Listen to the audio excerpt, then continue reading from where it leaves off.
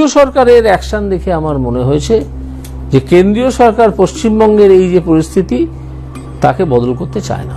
কেন্দ্রীয় সরকার যদি সেই পরিস্থিতি বদল করতে না চায় তাহলে সে বদল হবে না।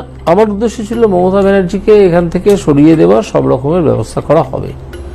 সে উদ্দেশ্যের ধারে কাছে আজ পর্যন্ত আমি গিয়ে উঠতে পারিনি এবং তার দায় মূলত কেন্দ্রীয় সরকার। হিন্দি বলয় থেকে এখানে পশ্চিমবঙ্গের নেতা এসে এসব ভোট করানো যাবে না। তার কারণ পশ্চিমবঙ্গের মানুষের মন মেজাজ, তাদের অভিমান, এসব দিল্লিওয়ালা নেতারা বোঝেন না। পশ্চিমবঙ্গের মানুষ, তাদের চিন্তাভাবনা এটা বাকি ভারতের, উত্তর ভারতের সঙ্গে অন্তত মিলবে না। তো সেখান থেকে নেতা পাঠিয়ে পশ্চিমবঙ্গে ভোট করিয়ে জিতিয়ে বেরিয়ে যাব, এটা একটা অবাস্তব চিন্তাভাবনা। এসব করে কিছু হবে না।